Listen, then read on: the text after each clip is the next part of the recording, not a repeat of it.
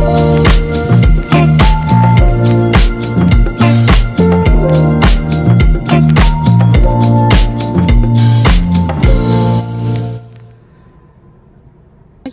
guys, welcome back to my channel. Y'all already know it's your girl Saint B, and I am back here with another video, back with another story time. Before I get into the title of this video, I did want to address Pride. Pride has been commenting on my YouTube videos still, and honestly at this point I feel like I have to address my YouTube video in a whole. I am not making my story times for hate bashing, for any bullying. I am not doing this for promoting violence. I don't promote violence or bullying on this channel. This is just my experiences and my facts of my story, and I just want to tell my story. I am not doing this for any other reason other than entertainment purposes only. So please be kind. I say that to also say that I feel like he's been commenting on my YouTube videos just to make it known that he's the guy I'm talking about. Like, nobody, you would have to know me to know who this man is, but he's just commenting, making it known to everyone. And it's like, I feel like he's doing that because in the long run he's gonna try to take me to court. But like, I switch up everybody's names, even to my brother's names. Like, I don't say my brother's name, so I switch up everyone's names. I don't give too much information. I literally cover my tracks. So try to take me to court, nigga. I got a good lawyer now, so y'all can see by the title of this video. Go check out my last video if you want to catch up on the drama, because if you don't watch the last video, you're kind of not gonna get what's going on in this video. So I went to middle school with a girl named Ghetto, and Ghetto, me and her, we were never friends. We never spoken to each other, never hung out. I never talked to Ghetto. Okay, me and Ghetto had mutual girlfriends, but that even ended up changing in the long run. But we had mutual girlfriends at the time, and that's why she would be around. I was never friends with Ghetto. I was never friends with Ghetto. So one day, me and Ghetto had a mutual period together, and there was other people there too. I went to go use the bathroom in this mutual period. I come back, everyone's just laughing. Everyone's just dying laughing. I don't notice what's going on, but I notice everyone's laughing. So 10th period comes around that day, and my friend, my mutual friend that was friends with Ghetto and also friends with me, she tells me that Ghetto took a pair of scissors and she walked up to my book bag and she cut my book bag while I was in the bathroom. This is the last period of the day. So when the bell rings, I'm looking for Ghetto. I'm looking around for Ghetto. I get out the school. I'm waiting outside the school for Ghetto. Ask me what I was gonna do. I don't know. I just knew that she had no fucking right. Like I said, I wasn't friends with Ghetto, but I thought we all had an understanding. Like, bitch, you don't fuck with me, I don't fuck with you. Why are you touching my book bag? Why are you cutting my book bag with a pair of scissors? Like, what possessed you to do this shit? So I'm waiting for Ghetto. Finally, some girl comes outside of the school and she's just like, what are you waiting for? And I'm like, I'm waiting for Ghetto. Where is she?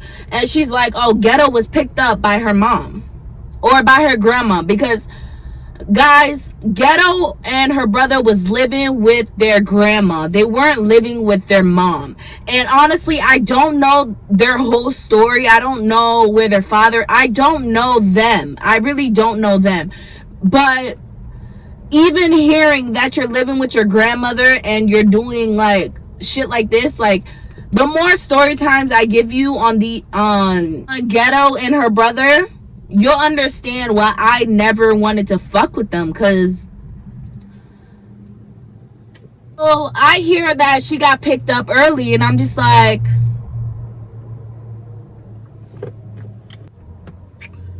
so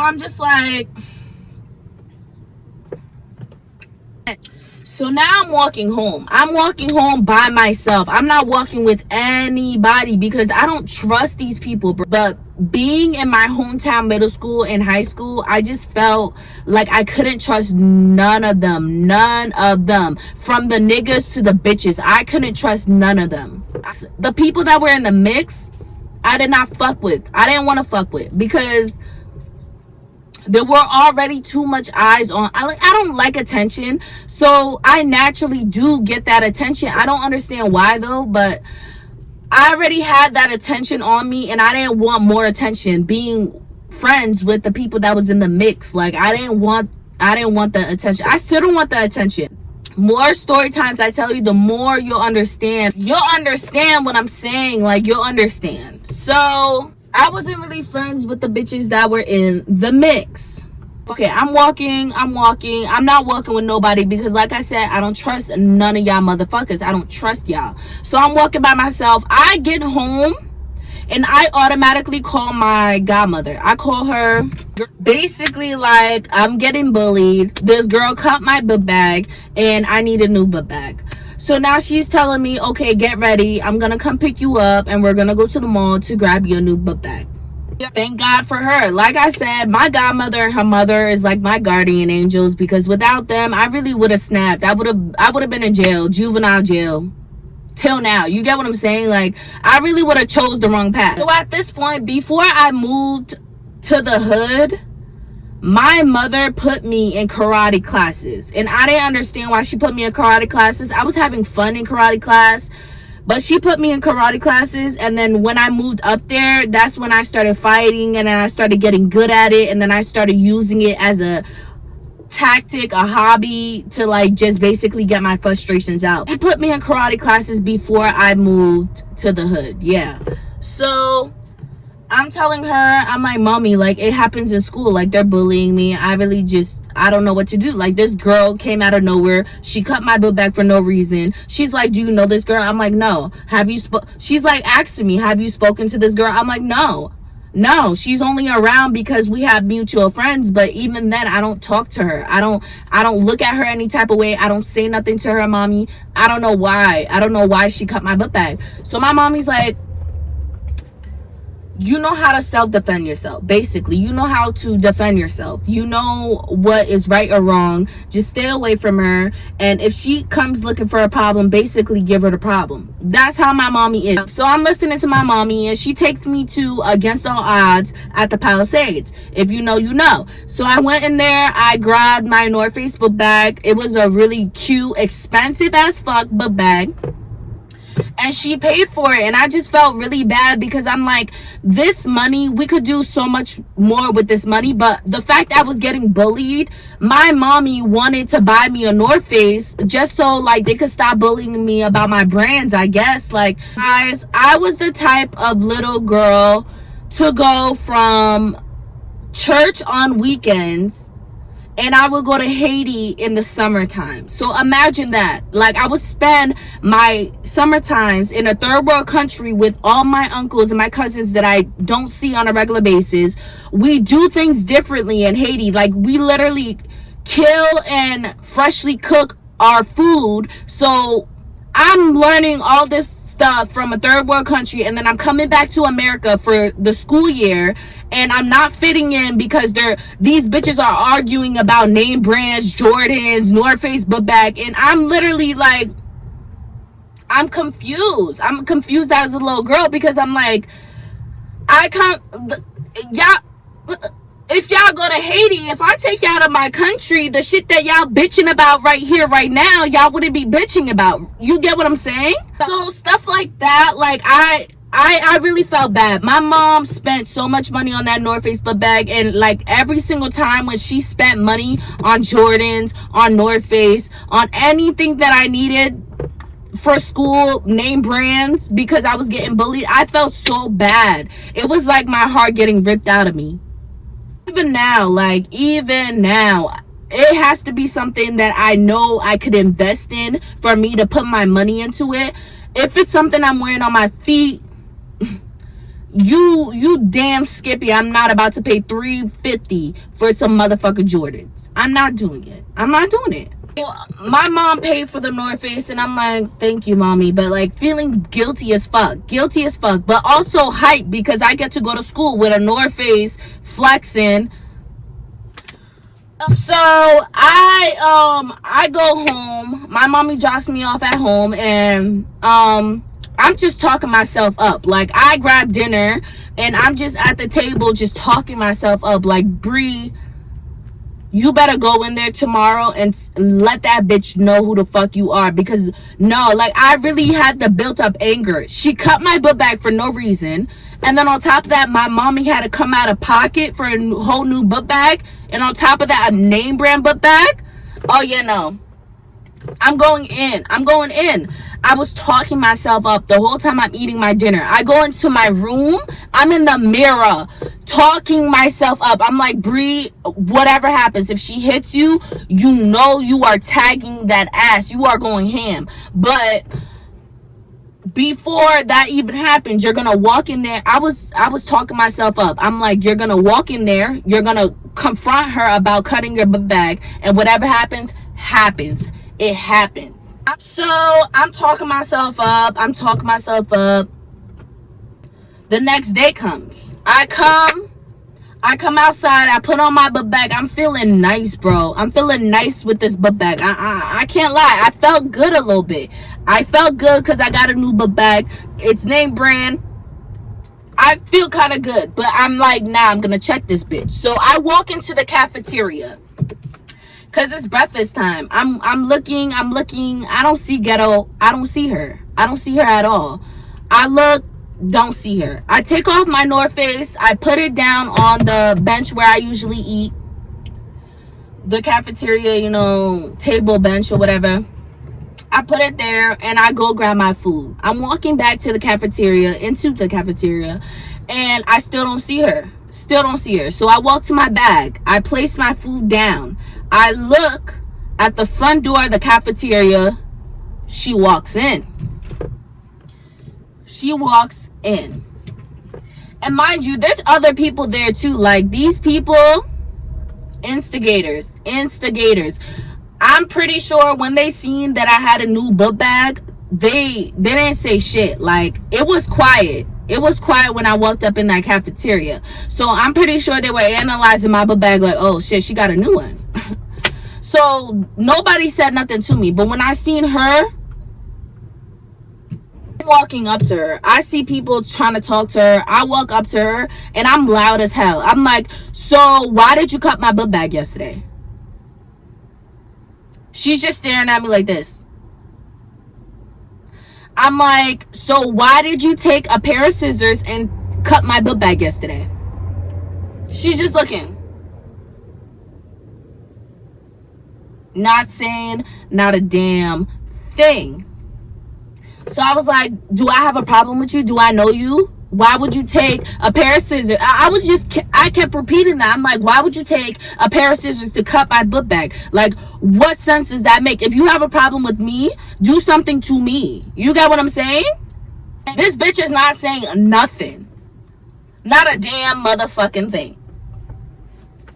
So I walk away because the bitch ain't saying nothing. So like, I walk away.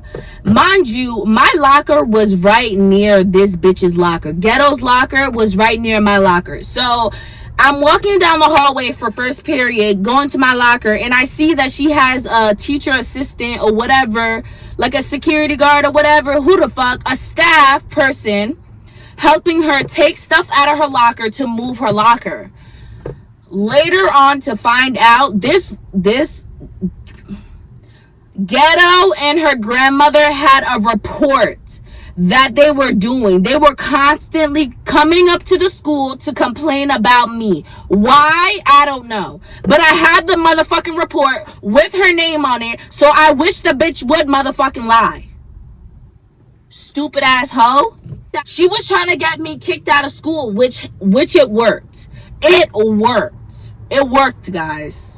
So she had a staff move her locker, and then I guess later on she had her grandma call up the school. But like literally, there's a whole motherfucking list of files that her grandma was constantly calling, constantly checking up and making sure that I was not near her granddaughter, which is weird as fuck because your granddaughter is starting with me. And then once she moved her locker, guys, she didn't tell people that she had her grandma calling the school trying to get me kicked out. No, she didn't tell people that. What she tell people? That I had the Haitian stink. That because I'm Haitian, I stink. And she said she had to move her locker because my locker was smelling like food. What type of ignorant shit is this? And mind you, Ghetto is black. The blackest of them all. She's telling people that I have the Haitian stink and that she needs to move her locker. So you kind of get where I'm coming from, right? Like this girl came out of nowhere to start with me, and now at this point I want to finish it. I want to finish it. Fast forward where I gave a story time where, you know, like all these girls were supposed to throw hands in middle school after school. And it just ended up to be my best friend at the time fighting some girl from downtown. I was supposed to throw hands with Ghetto. I'm in Ghetto's face after school. We're all at the damn like bridge type shit. It's a bridge, but it's not really a bridge. Y'all go watch that story time if y'all want the details. But I'm in her face. This bitch did not want to hit me. I'm like, hit me, hit me. She's like, hit me first. She's telling me to hit her first. But bitch, you're going around cutting my butt back. You're going around telling people I stink. Bitch, you have the motherfucking problem. Pussy asshole. She wanted me to hit her first so I could get kicked out, y'all. And kid you not, her grandma still went to the school, told them about me trying to fight her, and that was the last time that I got kicked out. Like, they kicked me out. Like, that was the last time that I went to that school because... And then I found out that she was over here playing victim, copping a plea with the school, and I'm over here like, this bitch never graduated high school. I just want y'all to know that. She never graduated high school. So that says a lot. Until this day, me and this bitch never fought. We never fought. There's a lot of bitches in the hood, y'all, that do that. That want to, you know, pick on you. And then when you want to fight or when you want to give them a motherfucking run for their money, they cry whoop. They call the cops. Like, I had a bitch call the cops on me. I had a bitch snitch to the school saying I was bullying her, but she was doing this shit to me. Like, I don't understand. Like I said, she didn't want to fight me, and that happened. A little quick side story about Ghetto. There was this mutual girl that lived in my area. We're gonna call her Nicey. We're gonna call her Nicey. So this mutual girl that lived in my area, we're gonna call her Nicey. And Nicey was nice to everybody. She was nice to everybody. She was friends with everybody. And keep in mind that this girl also dressed really, really like nice, down from her head to her toes. Like, she always had the latest bags from her grandmother. Like, she always had the latest Jordans. Like, she was one of those girls, right? Me and Nicey, we would talk. We were friends, but we weren't close. Like, this girl loved attention. She loved to be in the mix. She loved attention. Okay, so we weren't close. Like, we weren't going out doing stuff together. Like, no. But I noticed that Nicey is getting more friendly with Ghetto. Like, they're like this. And I noticed this, but I don't say nothing to nobody. Like I said, I'm a Virgo. I analyze stuff in my head. I noticed this. They're taking pictures. They're going out. They're having like hotel parties. They're inviting people. Like, this girl would get plastered drunk at these hotel parties. And I would see this. I see this. Even in the hotel party, there was one hotel party where I went to, and I noticed that Nicey was way too faded. Whether she was acting, I don't think she was acting, because like her eyes were really crossing, and they were like She was faded. And there was a room in this, you know, hotel, but like everybody is like at the couch area, and then there was like a little jacuzzi right there, so everybody's outside the room, but there was a room. So Nicey goes in the room, and I see Crack, Ghetto's brother, walk in the room right after her. She's on the bed, and he's just like, she's on the bed, like face down on the bed, just like leaning halfway on, halfway off. You know, like when you're drunk, you just like lay on the bed.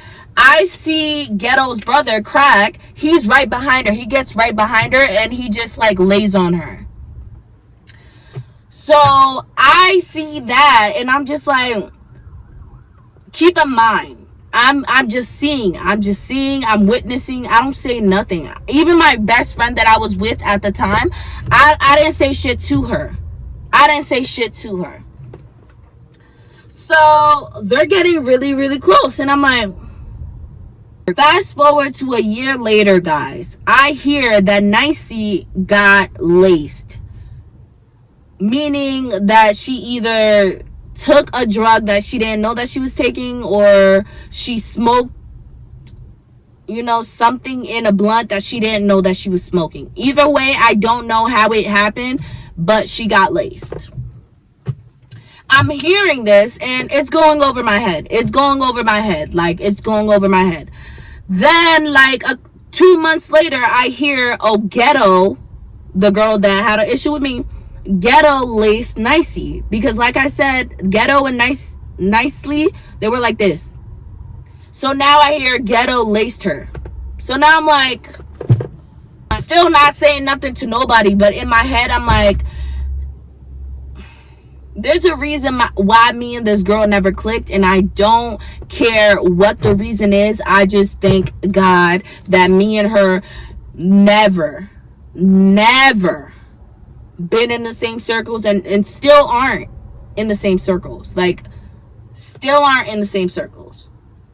Still isn't. So that happened. So I just want you to keep in mind, like, the type of person that Ghetto is like, keep in mind, like, to me, she was messy. To me, she was, you know, a bitch that loved to pick on people but played victim. To me, she's a person that laces her best friend. Like, you know, I'm getting a perfect visual of who this bitch is, and I'm not liking it. At all. But at the end of the day, these were the type of families that would like have an issue with me. It's either Instigator's family or Ghetto's family, and it's like, I can't win. Being pretty in the hood, you're gonna need to learn how to fight. I think I said that before. You're gonna have to learn how to fight being pretty in the hood. Like, I don't want to be like, oh, these bitches hated me just because I'm pretty, but like, what other explanation is there?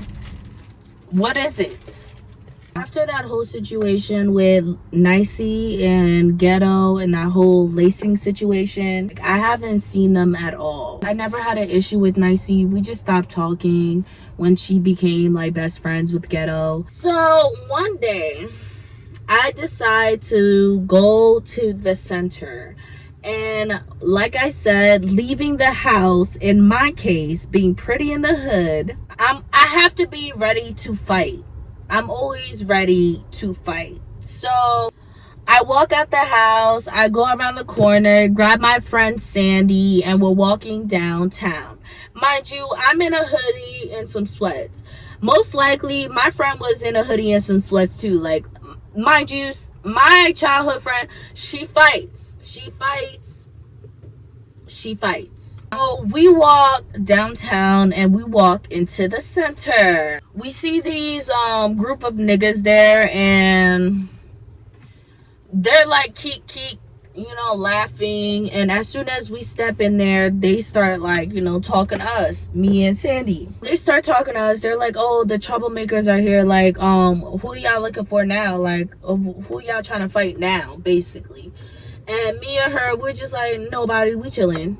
We just chilling. We seeing where's where and who's what. Like, we just chilling. So one of the guys out of the group, he says to me, oh, where's your laces at? Like, why don't you have laces on? Like, and he starts laughing. Like, he's laughing while he's saying this. And then all the other niggas start laughing too. And I look down and I had my 9s on, my 9 Jordans. They were all white with a little bit of a darkish green. And then on the bottom of it, they had like the design.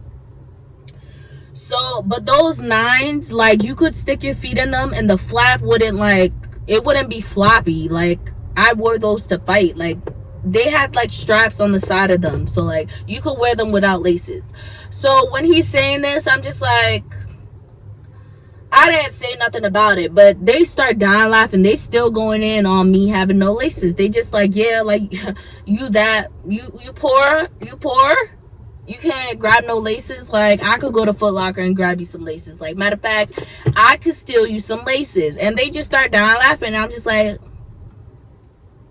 I really don't get the joke. I don't get the joke. And you're going to see why I didn't get the joke. You're going to see why I didn't have laces on my sneakers. So my big cousin, he comes from the back of the center. And because mind you, we're all sitting in the front, like the front lobby of the center.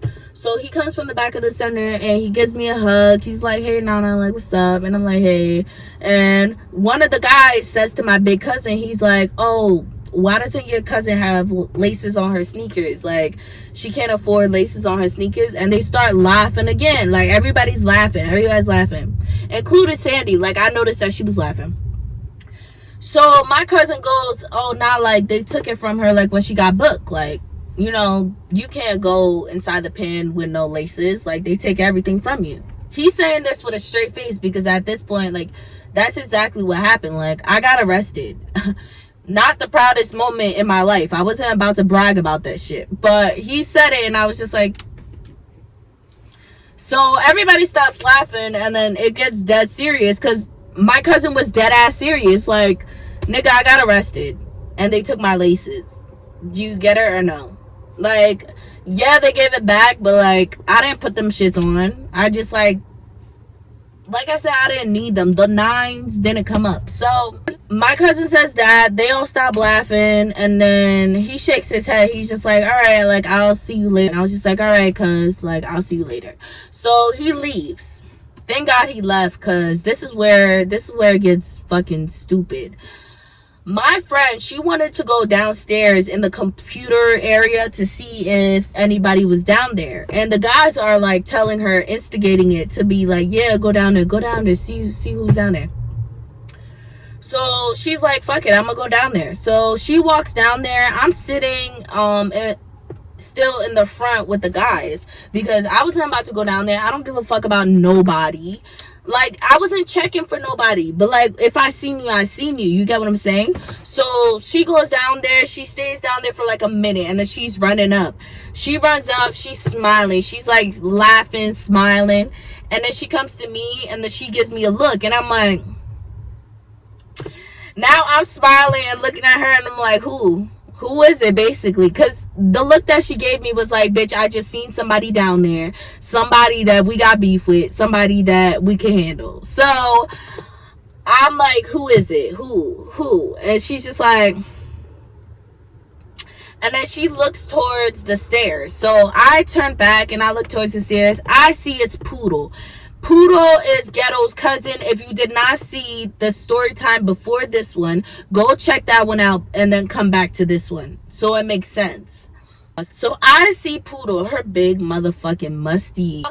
She's walking up the stairs and she's like, she walks right past us and she walks to like the front hallway because we were in the front lobby, but there was a hallway right there. But she walks right past me and she goes to the hallway. So now they're like, oh, she wanna fight. So I'm looking like, all right, so I guess it's gonna be me because me and Poodle had unfinished business at the park. Remember I told you shit got sticky at the park? Yeah. So me and her had unfinished business. So I was just like, it's gonna be me. So the boys are hyping it up. They're like, yo, so who you want to fight? She's like, her. And then of course my friend steps out the way. She looks back at me and I'm just like, ready for anything, like ready for anything. She's like you, so everybody's looking at me and I'm just like, all right, let's go. Now I'm walking up to her and we're hitting each other. We're fighting in the hallway. A lot of people are surrounding us. I felt like they were kind of like getting in our space, because every time when I backed up, like I felt like somebody was just like pushing me, like, you know, away. And it was just like, give us some fucking space. There was a lot of people around us, but we're throwing blows, throwing blows, throwing blows. She's backing up, she's backing up. She opens the door with her back, like she's actually backing up. So now we're heading to like the outside parking lot, but we're like on the ramp. There's a ramp where there's like a wheelchair accessible, you know, ramp, or there's like the stairs. So but we're on top of the ramp and we're just still going at it. She's pulling my hair, I'm like swinging from each way, and then people are breaking us up because like no hair pulling. So they breaking us up. They're like, nah. So they breaking us up. I go on the bottom of the stairs. Like I'm putting my hair up because I think I still have box braids. No, I think it was my hair. Because I remember my hair like ripping out. Like, yeah, I think I had my natural style in. My natural hair. And she was just like pulling my hair. So I'm like fixing my hair. I'm at the bottom of the stairs and everybody's on top of the ramp. She comes to the top of the stairs and I'm literally at the bottom of it, and she tries to swing at me. I move, she falls. Like she trips on a step and then she falls. So as she's falling, I hit her one good time. Boop. Caught her. So everybody's like, oh. So I'm backing up, trying to give her space to like get up, because I'm not about to just, you know, like, you fell, you get it, like you fell, so I'm gonna give you space to get up. So I'm backing up, I'm giving her space to get up. She gets up, she's looking at her knees are scratched the hell up. Her leggings have holes in them now. Like she's bleeding a little bit because like her big ass just fell down the stairs. She tripped on her own. Like I didn't have to do much, you know. See how God is on your side. See how he do. So she gets up and she's trying to charge at me at this point. I'm like just waiting for her to like charge at me. So she's charging at me. I'm standing there. I get in a good stance. Boom. She gets hit. When she walks up, she's hitting me. I'm hitting her. But like we're just throwing blows. We're throwing blows. The staff of the center comes outside and then they separate us. They're like, yo, go your separate ways. Bro, she looked mad as hell. Like she had scratches on her face. Like she still had her legs bleeding from her tripping on her own. Like, bro, she just looked a mess. Me, I didn't have scars, nothing on my face. Like I didn't have scars, but I'm not gonna lie, she got me a few times. So I feel the soreness in my body from even trying to like swing her, trying to like uppercut her, move her around. Like she was a big bitch. So every single time I fought this bitch, my body would be sore like I got hit by a train the next day. Kid you the fuck not. But I wouldn't have any bruises. My body would just be sore. Like it feels like I put in a good workout. You get what I'm saying? So after that, like people are breaking us up. The staff comes out. They tell us to go our separate ways. Me and my friend, we're walking back up because that's where we live. The other girl, she lived down there. So the staff down there is trying to keep her there. And I ended up going home. Like I said, what did I like to do after a good fight? Take a shower, head to my bed, watch TV, eat some good food, chill the fuck out. Like I would love to chill out. Like I would still be outside smoking and then I would come back inside just chilling. Like chilling. So that was part 2 of me fighting Poodle. And no, it does not stop there. I had to fight her another time, which is part 3 coming. Part 3. I don't know why I did that. Part 3 coming out soon. I don't know when I'm gonna do this. I really am trying to work out a schedule where I feel up to, like, you know, committing to the schedule, but like I really feel like I can't commit to the schedule because the days that I want to shoot the videos, either like it's something that's just going on where I don't feel like it, or like I can't shoot in my house yet because I don't have the right background that I want. So, you know, and I don't smoke in my house just in case my family come visit. And I have a lot of nieces, so like I want, you know, everybody to bring their children, so I want them to be comfortable at my place. So I don't smoke in my place, I smoke in my car. And I think like this is just the best place to like talk to you guys, because like, yeah, like my house is not really set up. Yeah. So like I said, bear with me. If you stuck through this whole video, I greatly appreciate it. Thank you for like, commenting, and subscribing. Share this video if you can. If you like, comment, and subscribe. Like, I'm getting no likes, but the views are up there. I can't pick and choose. Thank you for supporting, I guess, in a way. I would love to thank my 14 subscribers. You guys are the best. Honestly, consistent as hell. And y'all just hit me up and let me know if y'all need anything, because y'all my friends. And I don't play about my friends. Okay? Life is a bitch, and sometimes you are too. So remember to be kind and not to be rude. It's not cute. It's your girl, Saint B, and I am